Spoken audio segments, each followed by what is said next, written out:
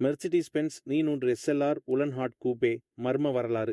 வணக்கம் நண்பர்களே, இன்னைக்கு நம்ம ஒரு சாதாரண கார் பத்தி பேச போறது இல்ல. உலகத்திலேயே அதிக விலைக்கு போன வெறும் இரண்டே ரெண்டு பீஸ் மட்டும்தான் பண்ணின அந்த மெர்சிடிஸ் பென்ஸ் 300 எஸ்எல்ஆர் உலன்ஹார்ட் கூபேயோட ஆச்சரியமான கதையை சுவாரஸ்யமா பார்க்கலாம் வாங்க.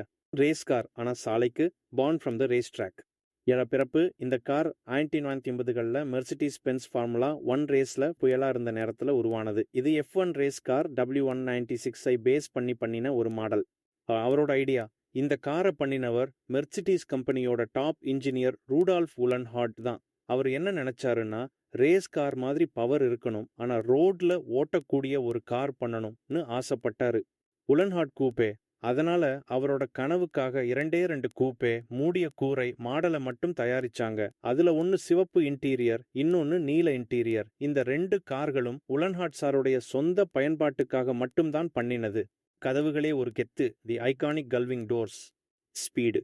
இந்த கார் 1950களிலேயே கிட்டத்தட்ட 809 கிலோமீ/மணி 102 mph வேகத்துல போகும். அந்த காலத்துல இது சூப்பர் கார். கல்லிங் கதவு. இந்த காரோட ரொம்ப பெரிய கெத்து அதில் இருக்கிற கல்லிங் டோர்ஸ். கல்விங் டோர்ஸ் தான். அதாவது கதவுகள் மேல பறவை சிறகு மாதிரி திறக்கும். இந்த டிசைன் அப்போ உலகத்தையே திரும்பி பார்க்க வச்சது.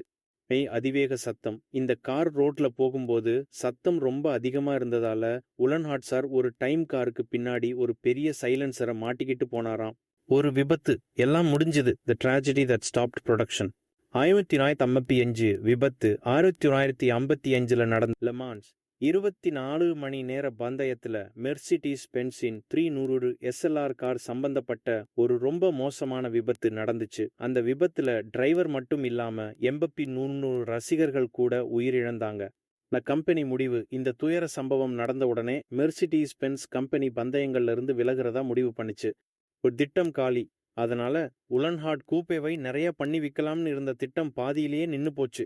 இந்த ரெண்டு கார்களையும் கம்பெனி எடுத்து அருங்காட்சியகத்துல பூட்டி வச்சிட்டாங்க.